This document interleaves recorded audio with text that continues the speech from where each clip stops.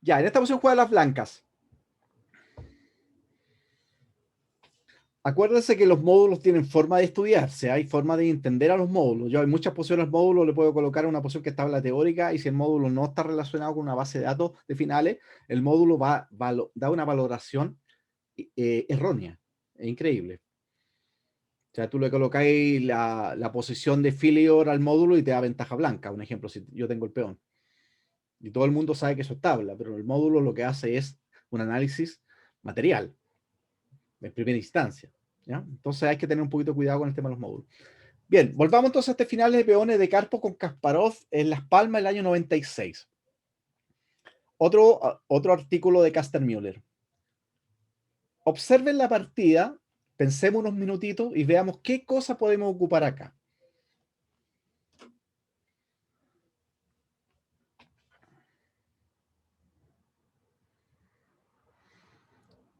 Imagínense ustedes que los conocimientos que nosotros tenemos ajedrecísticos fueran una especie como una caja de herramientas. Y obviamente todas las herramientas nos sirven para todo. Ahora, en esta posición, tengo que ir a la caja de herramientas y tengo que encontrar unas cosas que me sirvan. Hay alguna herramienta que me van a servir. Es un comentario que hace generalmente, un ejemplo, Michael Foucault cuando leía a Nietzsche decía eso. Para mí Nietzsche es una caja de herramientas. ¿Por qué? Porque cada vez, no todo me sirve, pero sí hay algunas cosas puntuales que sí me sirven. Entonces esa concepción de caja de herramientas es súper interesante desde el punto de vista que cómo puedo tomar algunas cosas y aplicarlas en una posición determinada. Veamos entonces en esta posición, ¿qué se podría dar acá? ¿Podría ser triangulación? ¿Tú crees? Yo Porque creo, es Vamos que a es bien uno, jugada vamos al a módulo, uno. Ya que termine Jesús primero, vamos Jesús. bien jugada al módulo, solo que no vi toda la Ya, no, si continuación viste y el luego módulo pensé, estáis mal, viste el módulo estáis mal, porque te estáis confundiendo con un movimiento que, el módulo te va a dar un movimiento que no tiene que ver muchas veces con lo que estamos buscando. No, tiene que ser movimientos de acuerdo, acuerda de cuando tú juegues ajedrez no hay módulo. ¿Ya? Entonces, eso es como un autoengaño, ¿me entendés? Entonces no tiene sentido. Yo necesito que tú observes una posición y con los conocimientos que tú tienes, sin módulos, sin ayuda externa. Hay gente que ocupa ayuda externa y hay gente tonta en todos lados, entonces no vamos a entrar en discusión en ese tema. Pero para nosotros que estamos progresando y queremos mejorar ajedrecísticamente, sabemos de antemano que cuando yo juego estoy solo. Estoy completamente solo. Entonces, ¿qué es lo que tengo que hacer? Vamos, maestro, me vamos. gustó el tema de la caja de herramientas, buena la herramienta. Ya, Como herramienta yo podría ver así rápidamente oposición y tiempo de espera o de ventaja, ¿puede ser? ya, eso es lo que tú crees que podría tener acá. Sí. ¿Ya? Bien, ok. ¿Quién piensa distinto? Porque no todos pensamos igual. Ahora, matemáticamente deberíamos pensar igual a nivel de... Pues si yo pongo 2 más 2, 4 aquí y en la China, eso es 4 en todos lados. O sea, eso hay un axioma matemático que lo demuestra. Y nosotros la relación que tenemos con el ajedrez es desde el punto de vista, acuérdense, de la escuela soviética. Queremos buscar, si es posible, la perfección en el ajedrez. La verdad, esto que andaba buscando un poquito Botvinnik. Entonces, de las personas que ustedes están visualizando, ¿quién agregaría otra herramienta entonces a esto? Otra o método, otra cosa que nos podría servir. Sin No, meterle manos, no estamos haciendo movimiento, acuérdese, estamos hablando de conceptos nomás. yo precisaría la oposición que plantea Alfredo ¿Ya? como oposición diagonal y cercana, como yéndonos a los conceptos, y el tiempo reserva, que es lo mismo que está planteando Alfredo. Ya, listo. Vamos. ¿Hay alguien que piense distinto, que le agregue algo, le quite algo?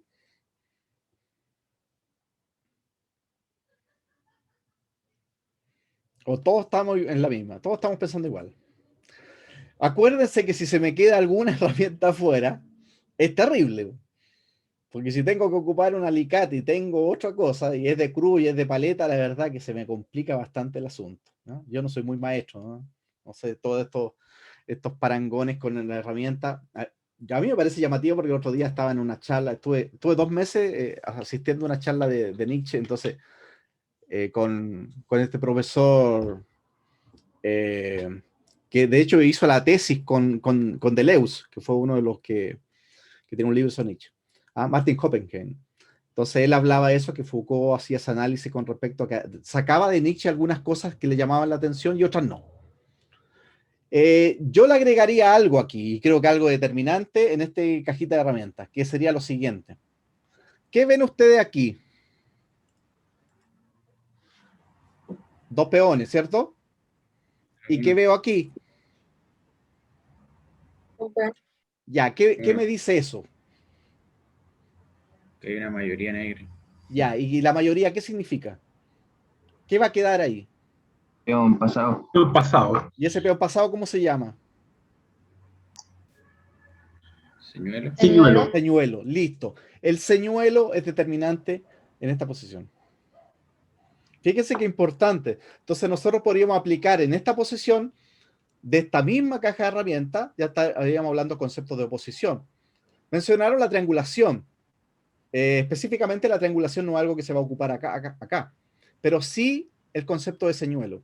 Acá lo más importante, fíjense que un tema determinante. El peón de B4 controla A5 acá. El peón de E4 controla acá y acá. ¿Qué significa esto? Que la única opción para que las negras pasen, ¿dónde tiene que ser? ¿Dónde creen ustedes que tiene que ser? H5. El flanco de rey.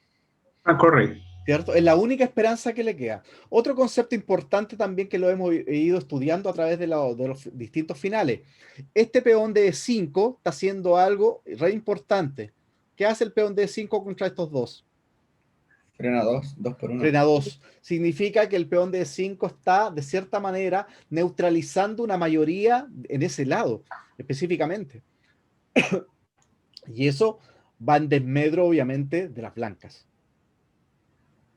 Entonces, vamos a ver la partida.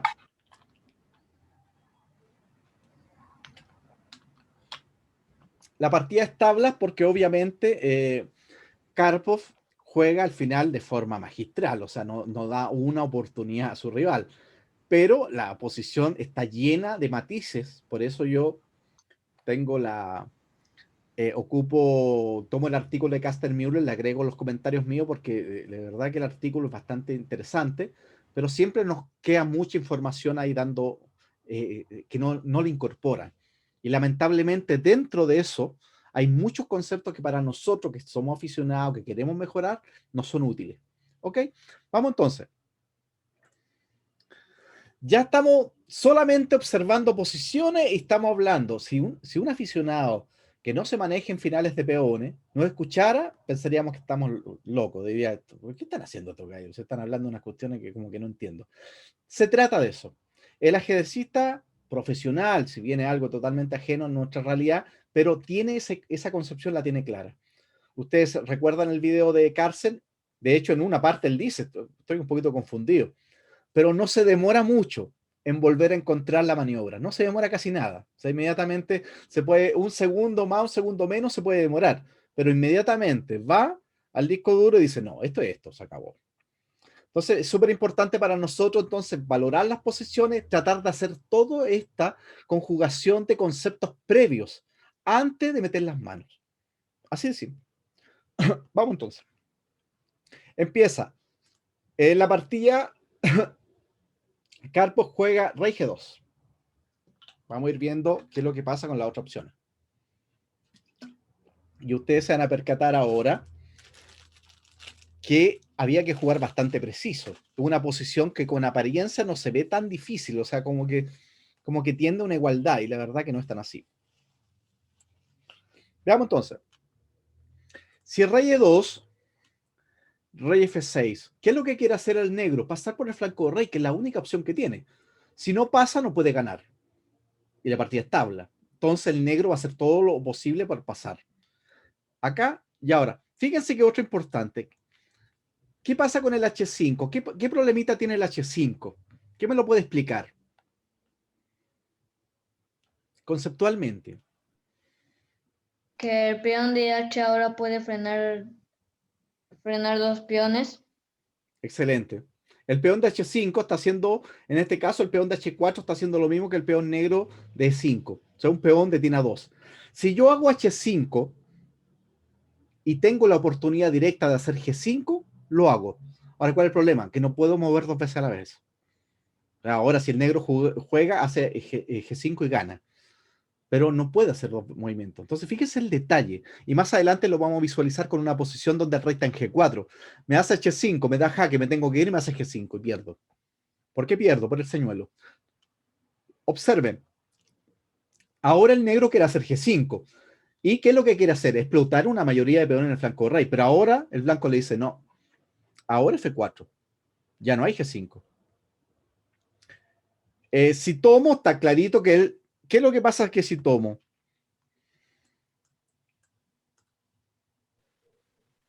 ¿Qué pasaría en esta posición? Aquí se va a aplicar el señuelo, Ya, ¿qué peón de las blancas corona? el H. ¿Seguro? No, el otro. No, creo no B. Ah, si tú me decís el H, pues que no. O sea, yo me voy a comer G6 y H5. Y ahora, podría coronar el H si él se viene para acá, pero está bien. Pero conceptualmente es comerme G6, H5, abandonar el H, el rey viene a comerse el H, yo me como el B5 y avanza el B. O sea, eso es lo más común a nivel de señuelo. Fíjense qué interesante. Ya este es un final que teóricamente ya lo tenemos acá, o sea, ya sabemos cómo ganarlo, ¿no? Esto no es nada distinto a lo que hemos visto. En la partida hace rey E6, obviamente no quiere hacer peón por peón. Entonces ahora rey acá. Ahora rey F6. Si los reyes no pasan, no puede ganar. Entonces ahora sí que está la diferencia. Peón por, tiene que tomar, y ahora oposición. Y ahora fíjense el peón de H4, lo que está haciendo es inmediatamente controlar la mayoría. Y eso es lo que hay que evitar a nivel estratégico de los finales de peones. Traten en lo posible, por eso es lo que siempre está diciendo Capablanca, ¿cierto? En su famoso libro Los Fundamentos de Ajedrez y todo lo demás, siempre está diciendo, avancen el peón que no tiene nadie enfrente. ¿Cuál es el peón que no tiene nadie enfrente en esta posición? El G.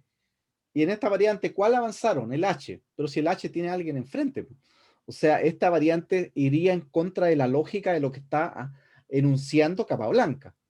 Y obviamente nos damos cuenta que no es así. O sea, que en el fondo está totalmente en contra de la lógica del ajedrez, que sería avanzar el peón que no tiene nadie enfrente. Y ahora la partida se gana inmediatamente.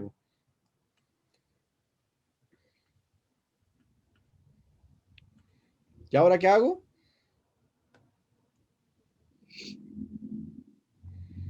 Ahora viene la parte de la inmolación del señuelo. El peón señuelo, el peón E. El peón señuelo se lanza, ¿no? Por eso cuando Philidor decía que los peones son el alma del ajedrez, porque realmente tú te das cuenta que los peones son siempre los que están ahí primero luchando. Y son los que generalmente se terminan sacrificando. Entonces hay todo un espíritu ahí, ya es muy, muy de la época también, obviamente. Porque la época que Philidor, ¿cierto? La época del siglo XVIII, es la época, ustedes saben, de la Revolución Francesa. Y de ahí donde de cierta manera los peones se rebelaron contra los reyes, por eso les cortaron la cabeza a los reyes, ¿no? No es casualidad. Entonces hay una representación muy directa a nivel social con el ajedrez, y eso es lo que es llamativo que tiene el ajedrez, que culturalmente siempre lo estamos ligando con cosas. Bien, listo. Entonces el señuelo se termina inmolando y ahora conseguí. Me como el H, me voy a comer el B y corono simplemente el B. Ahora, o si no, me como corono el H, dependiendo de lo que él haga. Listo. Nos vamos entonces acá. Rey E2 acá. ¿Qué es lo que él tiene que hacer entonces según Capablanca? ¿Cuál peón se tiene que mover?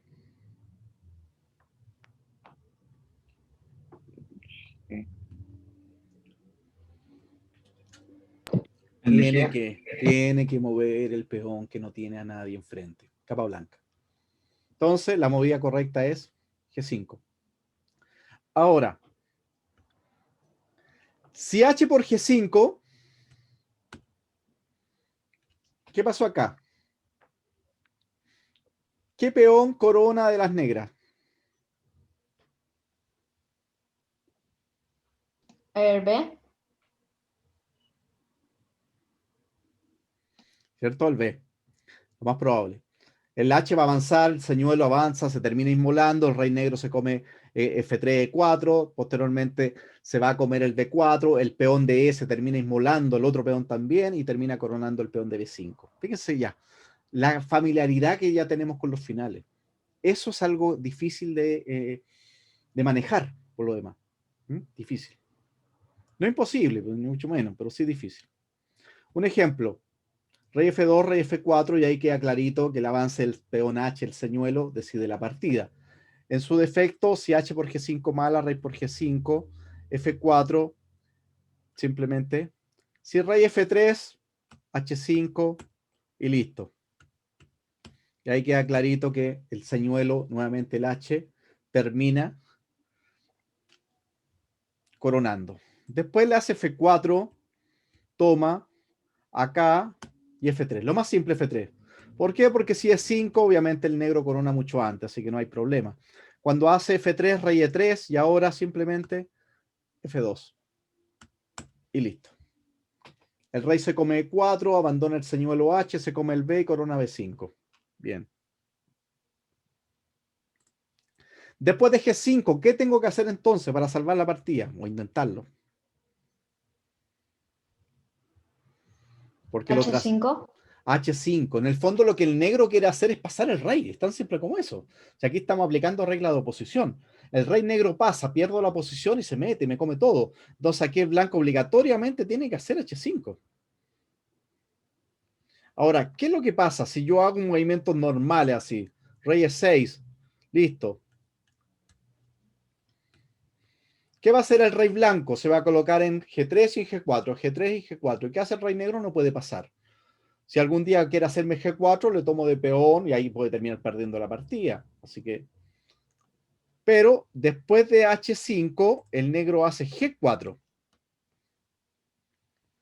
Y aquí fíjense la cantidad de sutilezas que tiene la posición. Porque si yo hago un movimiento como F por G4, acá, acá y acá. ¿Y esto qué es?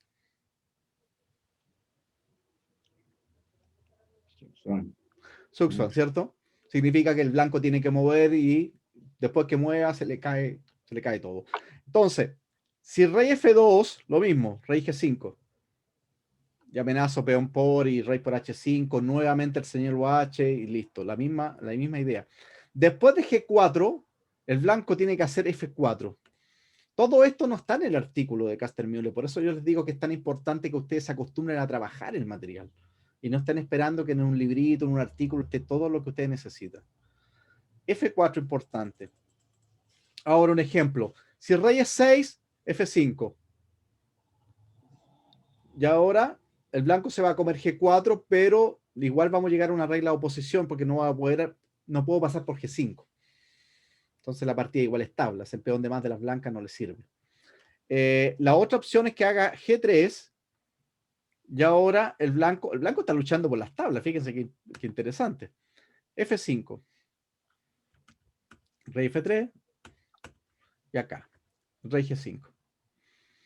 Y ahora, ¿cuál es la diferencia? Que el rey negro tiene que controlar la casilla FC para que el peón no corone primero. Entonces no va a poder aplicar rey F4 y hacer todas las maniobras con el señuelo anterior. Esa partida es tabla. Entonces, después de F4 me hace simplemente E por F4. Rey por F4. Y ahora fíjense la cantidad de sutilezas que tiene la posición, que es realmente llamativa. Si ahora yo hago rey E6, rey por, y nuevamente señuelo, o sea, el peón E es el señuelo, ¿se acabó? Abandono el señuelo, me como el H6, después posteriormente me como B5, dependiendo de lo que él juegue. Así que después de rey por F4, el negro tiene que hacer G3. Y ahora, ¿cuál es la parte importante ahora? Que si me como el peón, rey G5, E5, fíjense que estoy dentro de la regla del cuadrado. Y ahora, si hago rey F5, rey F3, rey E5 y rey E3. ¿Cuál es la problemática de esta posición? Que yo le voy a aplicar posición. Ahora, si el rey negro se viene a comer H5, el blanco se hace rey D4, rey C5 y se come el peón B. Ambos peones coronan prácticamente en el mismo momento. Aparte que también sabemos de antemano que el peón va a llegar a séptima fila y sabemos que es una posición de tablas teóricas. Fíjense qué interesante. Entonces, ¿qué es lo que pasa? Que cuando me hace G3, nuevamente tengo que hacer E5. Buena. Ahora, el problema es que si hago rey E7, me comen el peón y nuevamente le aplico el señuelo con el peón E. ¿Qué quiere decir? Que cuando le hago E5, obligatoriamente se tiene que ir a E6 para poder capturar en E5. Ahora, como en G3, como en E5 y tabla. Nuevamente la misma idea. Si el rey se viene a comer H5, mi rey blanco avanza y se come el B y quedamos en esta posición de tablas teóricas donde prácticamente van a coronar en ambos. ¿Ah? Y peor queda porque el peón queda en la séptima fila. Es una posición igualada. La otra opción es rey G3. Nuevamente, acá, acá. Y ahora, ¿cuál es la diferencia de esta posición con la otra?